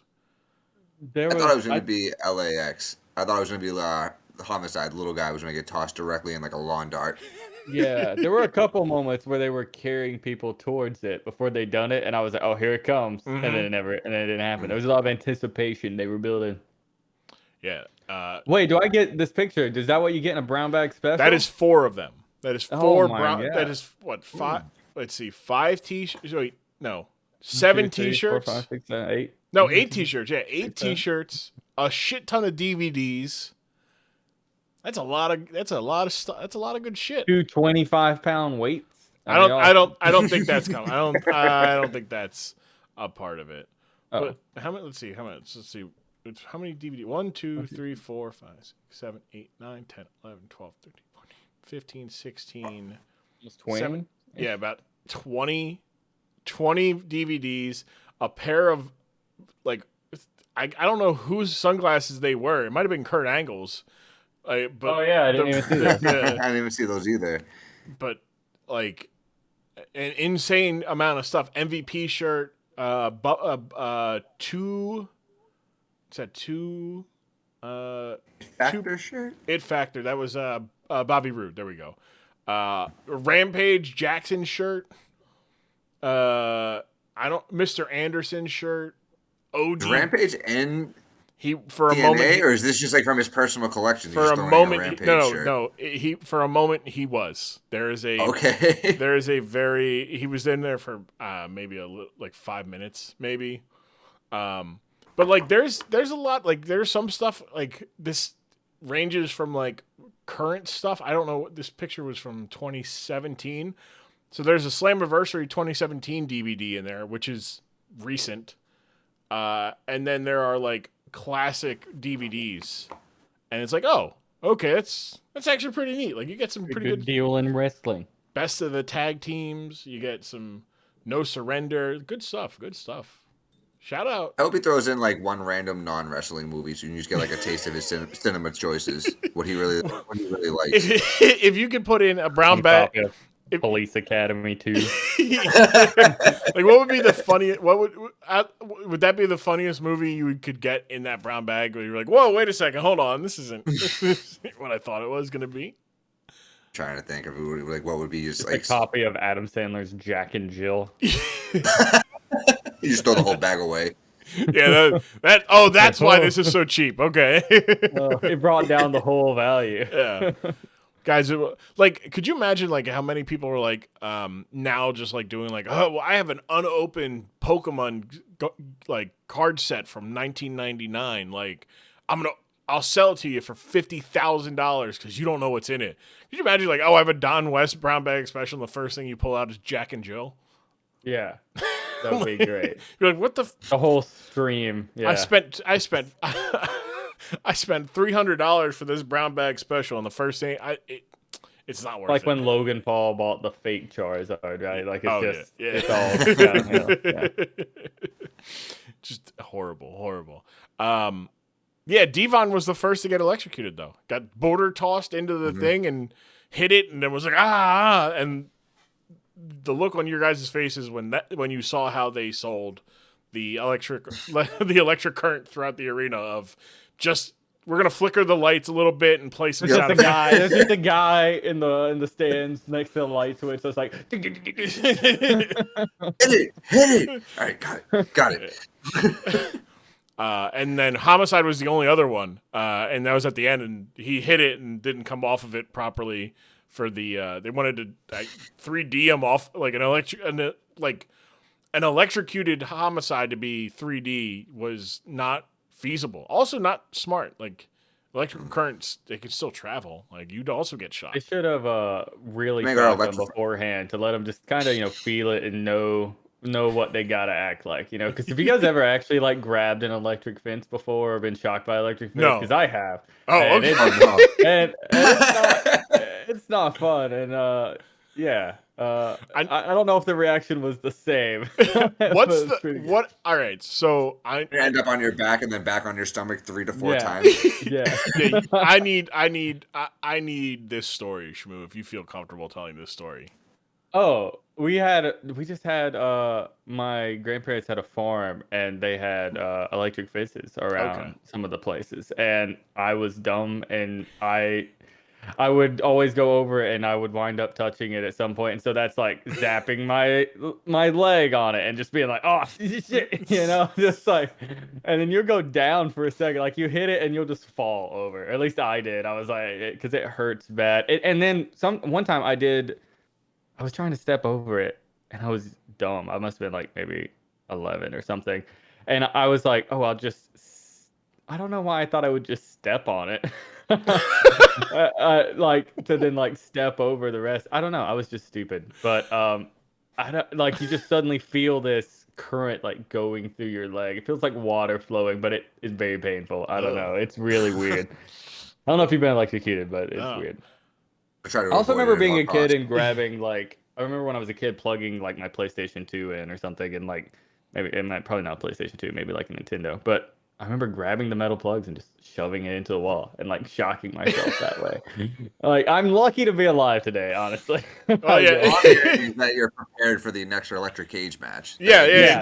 I mean, we brought in Shmagoogle. He's gonna be your electric consultant. Man's been shocked a lot. He's gonna really just tell you how it feels, so you can kind of put this into the show. You know? The next wrestling event, a company that wants to put on an electrified steel cage match. Yeah, at Shmoogle. That's SCHMOOGOOGLE. You can find him Shmoogle at Google at Gmail. Shmoogle at Google. Shmoogle at Google. But no, okay. So I was like, one of two ways the story went. It was either going to be I was a young kid and I was dumb. Like I also did dumb shit when I was a kid. Like I walked across like somebody like had ripped up a patio set, like an old wooden one, and they like left the wood out to like either get the nails out so that they could use it as firewood, or they just left it out because of trash. And I'm walking across it in shoes, but like I'm 5, I think, and I just started walking on nailed wood. Nail goes right through the sole, right into my foot. I had to go to the hospital for it. I've done that before too, man. And I feel like I was maybe like 14 then. We had a tree fall on the house during a tornado, and I was kind of like walking around in flip-flops like over the catastrophe of it. And I just step on this board that has this nail just going through. It just went straight through the flip-flop. Yeah. Another one is Grum, you might remember these. I used to have these. I built these walls, right? Like Mm-hmm. I built this like kind of like booth for Yeah. streaming out of these, and they were kind of like set walls, and I used nails for those. But I wound up taking it all down and having sat it to the side. Well, there was this exposed nail at the bottom from where I had done it, and I hadn't put it away yet. And I was running from my computer to the outer door of the room at that point, and I stubbed my toe straight into that nail. It was painful. I was down for the count for a while. A week later, I still hadn't moved this thing and hit the same same spot. And at that point, I was like, I don't think I'm allowed to complain about this. Like, this is my fault. You're 2-0 at that point. Yeah, you're down 0-2. The second time, yeah, you can't complain. The first time, you can complain because it's like, what the who, you know, like you can act like it's not your fault, even though it is your fault. It's like, the second I left time, this thing here, it's my mistake. The second time, that's just the universe, like being like, all right, if you're gonna be a dumbass, we're gonna punish you for being a dumbass. Yeah. I mean, we've all been there. I've been so mad at so many and like just objects that aren't have anything to do other than me being in the way of them and slamming my arm into it, stubbing my toe. But it's like, why are you there? Like you haven't been there. It's like, of the time. Oh, I can't believe. Yeah, anyone in the vicinity of when I get when I'm in any sort of pain, if anyone is in like the vicinity, it's like their fault. They can be like 12 feet away, like texting, and I'm like, "Do you see what's happened? Do you see what's happened to me right now?" Oh no, I can relate. So me and Katie, we moved in with each other a couple months now, and I'll stub my toe on something, and I'll be like, fuck, and she'll be like, what's wrong, like thinking like I'm like, I fucking stubbed my toe, just fucking get away, goddamn. And she's like, why are you yelling? I'm like, cause my fucking toe hurts. I stubbed it on the corner that's always been there for the 2 months, but you know, like we're starting to get everything moved. Like you can see in the corner behind me, like we just got a last little bit of stuff to put away, and nice. And we're done. And so now it's so much space, but I've been operating in these like little walkways that we've built. You know, like still walking in those walkways even though they don't exist. And some of them are close to the wall, so I'll be like, I'll catch it on my elbow. I'm like, and it's just like, God. You know, but there has to be a ballerina around his apartment right now to get through safely. Yeah, used to, yeah. Now I do it now. It's just like, what's going on? It's like, oh, I just like this routine. Like I'm all right. Yeah, that's like my fiance runs a design business, and she's currently shipping out a bunch of like ITA bags, and so it's kind of like we have a lot of work stuff in here, and like a packing station, and there's boxes everywhere, like filled with bags.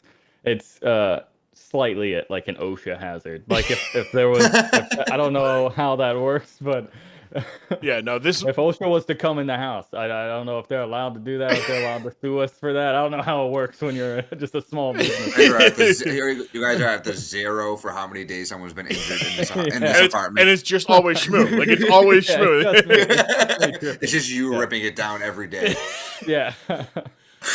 She goes to put it up at the end of the day. One schmooze like, hold on, I didn't tell you yet. 0. I didn't tell you yet. About 30 minutes ago.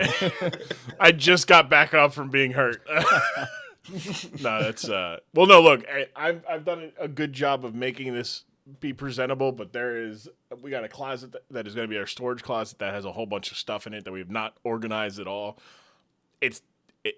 If it's up to me, it's never getting on camera, even if we do get it organized, because it's just. But everybody has to have that stuff. Yeah, like there's one room in the house that's like, don't go in it. Like, you don't need to see this. This is the room where stuff when people comes over and gets shoved into. Yeah, we had that one closet. Yep. Yeah. Yeah, we actually had one of her friends came over, so like the first person to like visit the house like since we moved in, and putting everything together.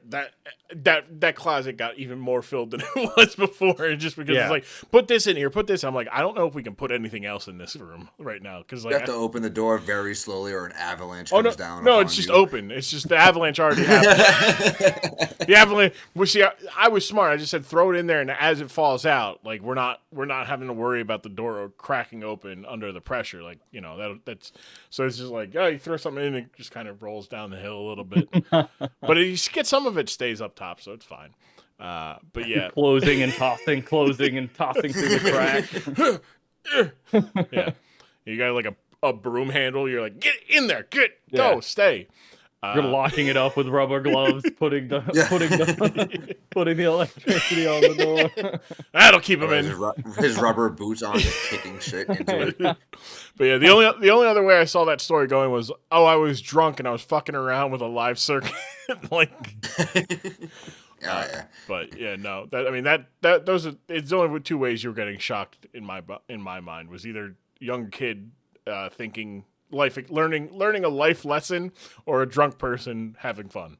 I think a life lesson would mean I would have had to learn from it. I feel like that happened frequently because the electric fence was always in a path I was frequently taking. I did learn to like jump over it way in advance. And then, yeah. No, but it was just learning which ways you couldn't cross it. You had to, and like my dog would always want to follow me, and so I was always like, I'm gonna go over here, you stay over here, and I had to be like, stop, no, don't come this way. Yeah, no, begging and pleading with your dog. Yeah. No.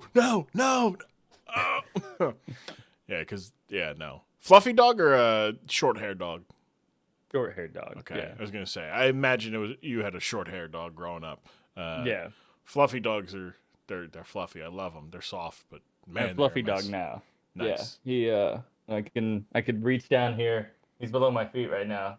I could just pull out giant tufts of fur at any given time. At any given time. I thought you were gonna pull up the whole dog. Yeah, just a little bit of fur. He's like 100 pounds. I couldn't pick him up. Oh, big boy. But anytime I can just pull out this. This is my house. This is what I live with. That and OSHA violations. Yeah, exactly. looks like a pillow factory in the 1930s before regulations became a thing. Hold on, I gotta write down this business plan real quick. pillows Eye from sewing dogs. machine. Dog pillows. Dog People fur. are like, oh, it's a pillow that looks like a dog. It's like, yeah. Kind of. Are you allergic to dogs by any chance? It's a dog pillow. Oh, it's a pillow for dogs. No. No. Oh, they're in the shape of dogs. No. They're made of dogs? Yes. Yeah, like goose. You ever heard of goose feather pillow? They'd be like, you made them out of dogs? No, not like that, though. You're going too far the other way now. All right, let's reel it back. I'm not a psychopath, okay? I'm just trying to be efficient with cleaning my apartment. Yeah, I'm trying to make some change over here, all right? Jeez. It's called a side hustle. Come on, get on my level. It's 2023. Get on the grind or get the fuck out of the way. One of the two. If you're not using everything in your surrounding to make you money, what are you even doing? Guys, if you're not using every square foot of your studio apartment to grind in your early to mid 30s, how are you ever going to be a millionaire with your buds who are billionaires, Yeah. Like I love it. If your friends aren't shaving their dogs and making pillows, I don't want to be friends with them. I don't want to be friends with them. Yeah, look. But if your Write friends them are out of your life. if your friends are skinning your dogs for pillows, call the cops. That is Correct. That hurts your Correct. That hurts your business bottom line. That hurts your credibility. No job is going to want to hire you after that. Maybe the NFL, but that's about it. But the business experience or is the invaluable. WWE. Or the WWE. Yeah, those are the only two options. Oh, man. I got dark for a second there. Jeez. Yeah. But yeah, so no, I think we covered it. Was there anything else about the match that stood out? We talked about them getting electrocuted. Talked about Hector blasting the guy and then getting so excited that he got to grab the table. Hernandez jumping off the top through a table. Yeah, no, there was nothing else. The Team 3D wins with the 3D and walks back away with all of the gold. All the gold. 4 titles. Yeah. And the thing is, you don't even get the shot of that. Like they were like, we're gonna go backstage to Jeremy Borash with Kurt Angle, and it's like, no, we got to get the shot of them with all 4 sets of gold. Like. That's for only people in in the audience. That's why you got to buy the ticket. Yeah. That's why you got to go. Well, you see them come out. They like the next time for their show Impact, they came out and they had it all. But it's still like, dog, what are we doing? And I think they even added a 5th title at the time. I think they ended up winning the IWGP Tag Team titles. So it's like they had 5 sets of titles on them at one time. And I need to see if I can find. It's gotta be so heavy and inconvenient to walk around with at that point. So heavy. Tag title pictures, because there is like I think you should have the one where it's like them with a whole bunch of titles. Here it is. This is the one. This is them following it a bit. Where I think it was from that night. Maybe. But like look how many titles they got, man. So much gold. Oh yeah. Jeez. Oh wait, hold on. There it is. No. I want the unedited photo. All right, this is gonna have to work then. Here it is here's them with 5 world titles belts on them at one time. Just absolutely strong. That's a strong picture. Like That is crazy. those are heavy too. Like those are. You get one for the neck. That's when you know you're killing it. That's crazy. Yeah, you got 2 for each arm, and then, like, does Devon have 3? No. The world title, the WWE tag teams on his left. I thought he had 3 on one and then 2. I was like, wait a second, where's the fucking 6th one? But no, that's just absolutely insane. I'm looking up some info. I wouldn't have known just based on the one thing I've seen of him that Bubba Ray Dudley was a Sicilian Italian man from Queens. That's Well, the best part about it is the story goes he gets into wrestling and he was always looking like he was a big fella. He was thin hair. He didn't want to when he got into wrestling. He didn't want to be a joke of a wrestler. Like he didn't want to be a big guy who danced. And he didn't want to be named Bubba. He named himself Bubba Ray. I was just gonna say. So he goes. He did not want to be named Bubba, right? Because he knew he looked like a Bubba, but he did not want to be Bubba. So he gets there. Paul Heyman looks at him and goes, "You can be a new member of the Dudley family. We're gonna name you Bubba Ray Dudley."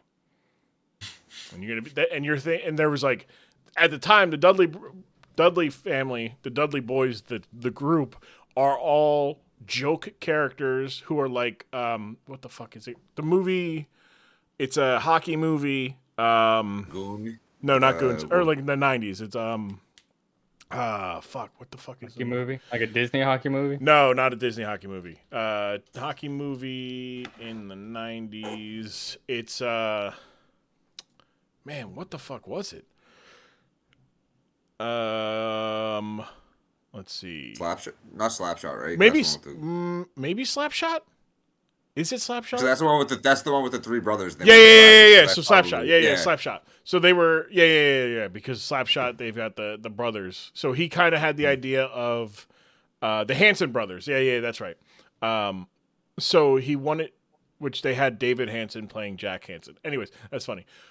So basically, they all have the same dad, but they're different moms, and the whole idea was their dad, Daddy Dudley, was a Rolling Stone, and he laid his seed all over the place. And there was Big Dick Dudley, there was Dances with Dudley, like who was born when Daddy Dudley made a stop at an Indian reservation. There was I'm trying to see if I can find it. Like there was Bubba Ray Dudley, who, when he went south, let's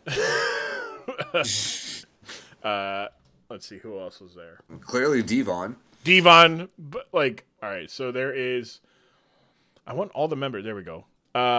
Big Dick Dudley, Bubba Ray Dudley, Chubby Dudley, Dances with Dudley, Dudley, Devon Dudley, Snot Dudley, Spike Dudley, Sign Guy Dudley.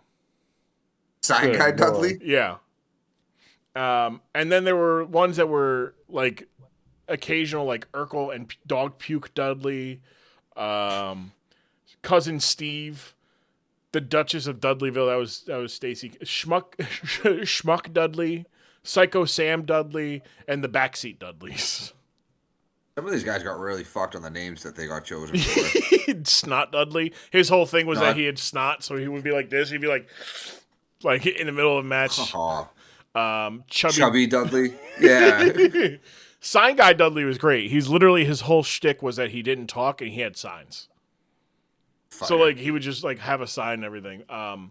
And then there was Joel Gertner. So when Bubba and Devon like start catching on fire, because Devon comes in and he starts being like the antagonist and he's like the serious one, and him and Bubba like feud, and then Bubba joins him and they basically dump all the bad Dudleys.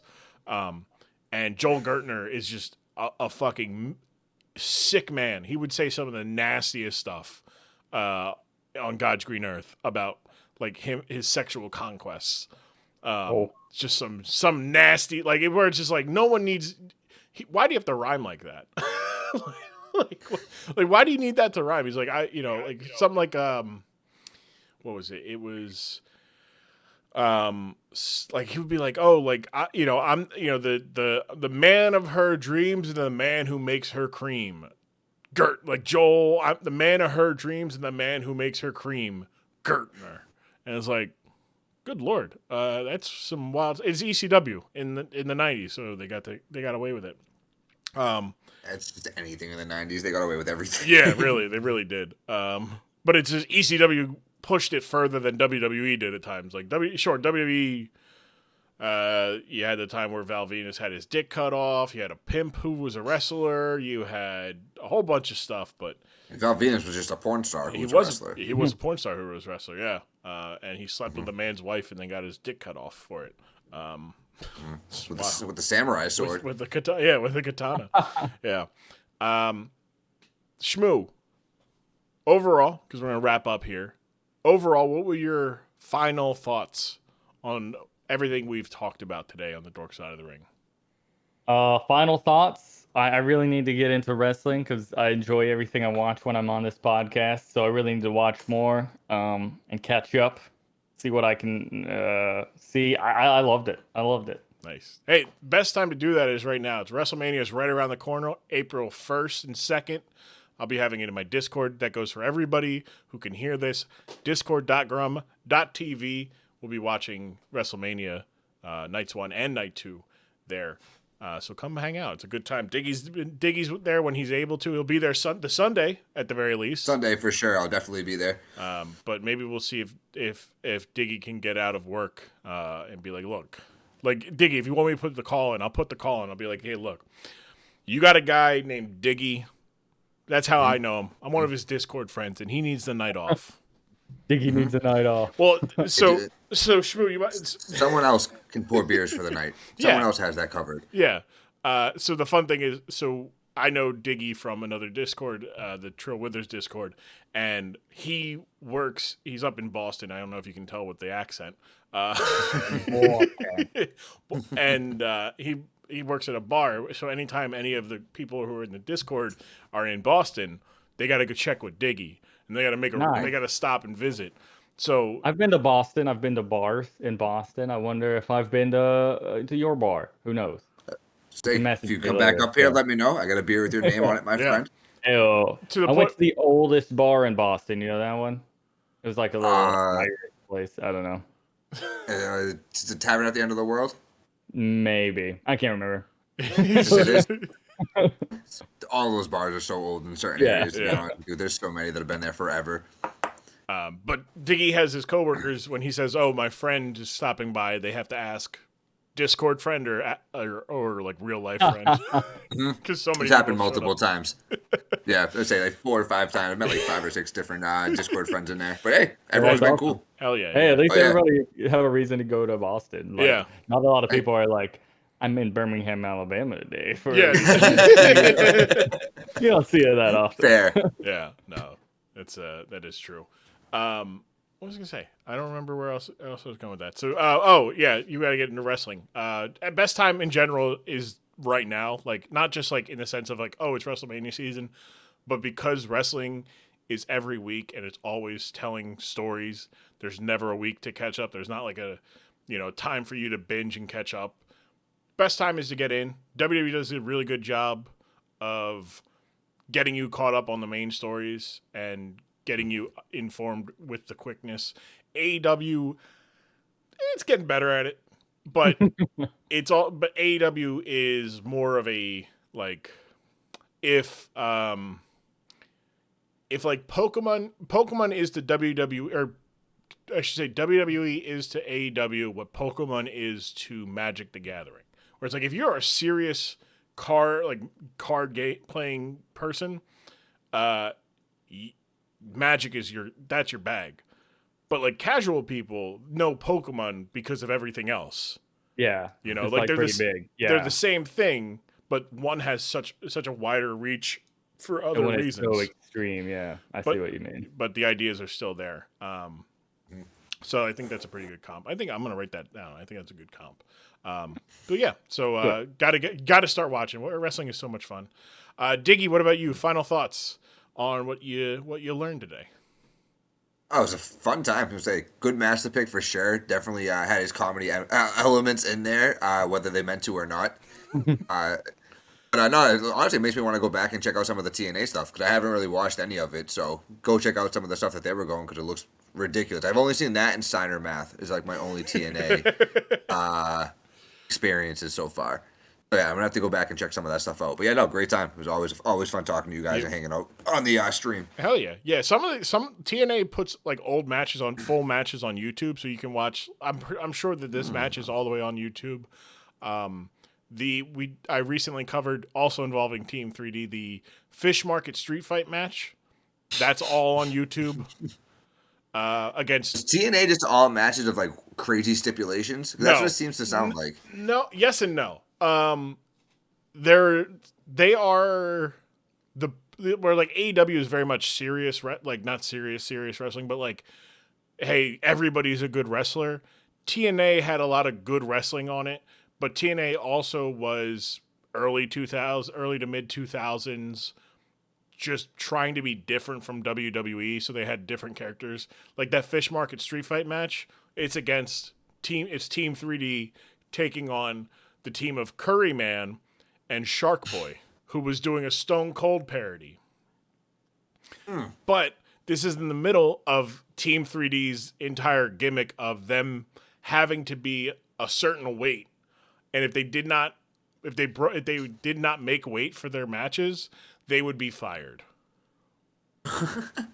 Like that's So where just fat shaming them throughout the entire the entire buildup is them, like they were like, look, if you make weight for this match, that stipulation is over. You're good. So they're like, they have this entire thing of where like they're working out and something, but then they stop at a chocolate store, or they go to a barbecue joint and they like can't get ribs, and their whole and like oh, we got fudge. Like it's just making fun of them being fat. Like they get on the like bathroom weight scale, and it's just like like you just see like Devon like just going, okay, make it, please make it, and then like the referee's like, you're good, and then he's like, yes, I'm good, all right, and then like then Bubba has to get on, and Bubba's like getting on gingerly, like he doesn't want to put too much weight on it, like he's like, and then he's just like tightening up.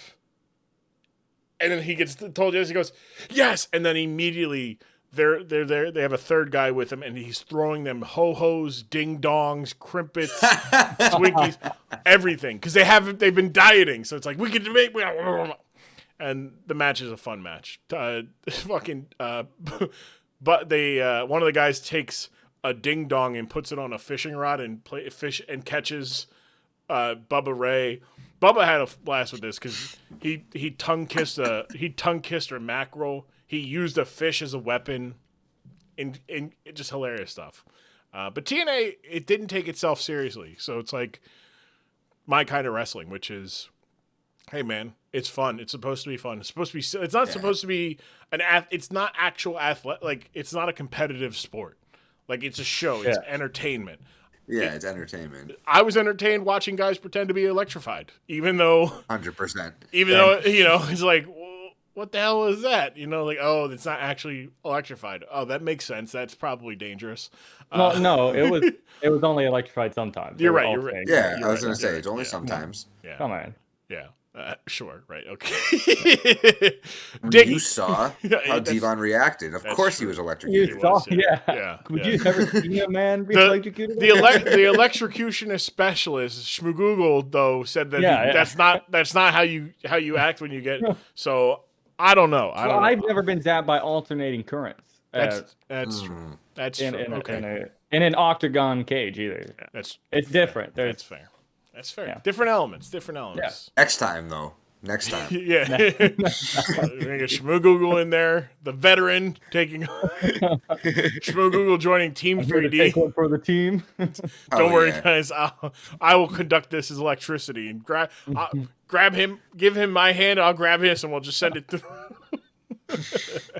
I won't feel a thing because I'll be the current. I'll be the conduit. No one called 911. I can't afford the ambulance. Diggy, where can the people find you? What anything you'd like to plug? Anything you'd like to raise awareness for? The floor is yours. You can just find me on Twitter, like I said earlier, bdig89 on there. Like I said, I don't post too much on there, but I'm on there tweeting sad Celtics tweets, things of that nature. Yeah, I going on the Trill Withers show has exposed me to more Celtics fans than I could have thought. Because I followed them back because they said nice things about me, and then they go and they just talk about the Celtics, and I'm like, I don't particularly like the Celtics, but hey, you know what? It's good to see what the other side is saying. Those nice things are no longer going to be coming if we do see you guys in the playoffs. It's going to be the opposite of nice things. Probably terrible, terrible things. Not from me, from them. Yeah, Not no. from I them. know, no. Me and Diggy go back and forth of whose city's worth, mine or his. But he argues that Boston is worse than Philly. I argue that Philly's worse than Boston. It's an ongoing debate for years now. Yeah. But yeah, I'll claim my state for obnoxious fans for the most part. That's fair. That's fair. Any of you all guys three ever- of us are just throwing stones in the biggest glass house at the moment if it comes to obnoxious fans. It's just like my house is more obnoxious. How dare you? It's like I'm not throwing the stones from inside the house. I'm walking out and I'm throwing them into the house. I need those stones for later when I get to throw them from out. I'm being smart about my throwing stones in the glass house. Shmoo, what about you? What you working on? What would you like to plug? Tell the people where they can find you. Floor is yours. Twitch.tv/McGoogle, TikTok, YouTube as well. Been throwing up a lot of content. Been playing a lot of Hunt Showdown. We have some RPG podcasts in the works. You can check out our Monster of the Week podcast on Spotify. A little bit of everything. Just go to twitch.tv/McGoogle. Catch me when I'm live. Talk to me. That's all I really want. Hell yeah. Now, I'm looking at it now. They got 3 minutes of Fall Guys on top of some other stuff. Good shit. Though. Wow. Good shit. Wow. But yes, just looking at thumbnails. Good. Yeah. Thank you guys for coming on. It was a blast. Thanks for having me. Follow these gentlemen Absolutely. on the social medias. I can't wait to get them back on again. We're going to convert Shmoo into a full-blown wrestling fan. Shmoo will be making wrestling content by next year. I promise it. By the time I'm at the next podcast, I'm going to be my own character. I'll be out here in full. Yeah, we got Shmoo Google. I'm getting corrected. It's not Shmoo Google. Kayfabe, brother, Kayfabe. They call me Bubba Google. Bubba Google. Thank you, guys. I love you. Yeah, thanks for having us. Thank you, Diggy. Thank you, Shmoo. Appreciate having you guys on. It was a fun episode. Shmoo talking about the whole electrified fence was just wild. The wire. Good times. Appreciate it. Thank you guys for coming by and hanging out. Fun episode. Next week's episode is going to be myself and Katie. Katie's coming back, my partner, my girlfriend. Coming back, we're talking about Snooki Mania. That's right. A little bit more WrestleMania in the thing. We were supposed to record it before. However, things got busy, so I said, we'll put it off. Don't worry about it. Snooki Mania. Can't wait. The time Snooki wrestled at WrestleMania 27 with Trish Stratus and Johnny Nitro, John Morrison, and taking on Dolph Ziggler and Lay Cool. Let me tell you something. I remember watching that and going, God, what is Snooki doing in wrestling? I was wrong. She was right to be in wrestling. It was pretty good. But we'll talk about that next week. I can't wait. And we got more stuff coming down the line, more episodes, more videos, more stuff, more shorts. If you're watching us, if you watch those shorts, I appreciate that. Taking clips. If you have suggestions, I'm all ears because I have no idea other than just take clips from here or talk about the topic. Like I'll talk about the time that, electrified cage. Either way, I appreciate it. Thank you guys so much. TikTok, Instagram, Twitter. What else? Instagram, Twitter, all that stuff. Go follow us at Dorkside Ring on Instagram and on Twitter. Dorkside of the Ring on TikTok. I appreciate that. Leave a rating, a review, 5-star rating, a review on your podcast platform of your preference. I appreciate that. Thank you. Tell your people about it. Also, like, subscribe, hit the bell button for videos and whatnot on here on YouTube. Also, leave a comment. Actually, I need to start doing that where at the start of it, I said, hey, if you're on YouTube or on Twitter, let me know what concept. Maybe I work on that. Look, we're working on it. We're getting better. We're only 2 years into this. We're not going to hit episode 100. Well, it's going to be funny because now I can do the 2-year anniversary and a episode 100 a couple weeks later. So that's pretty cool. I enjoy that. I'm enjoying that idea. So I can't wait. Thank you guys though for hanging out, being a part of this. I appreciate it. Got nothing else. Next week's episode, it'll be here at the same time as this episode here. Myself and my lovely life partner, Katie, talking about Snooki Mania. Cannot wait. It's going to be a blast. She doesn't know what it is yet, and hopefully she hasn't watched this yet, so she'll be surprised. Appreciate it. Thank you guys. I'm Grumm. I'll see you guys here next week on the Dork Side of the Ring, where we do not take wrestling seriously because wrestling is a whole lot more fun when no one is taking it seriously. I'll see you guys next week here on the Dork Side of the Ring podcast.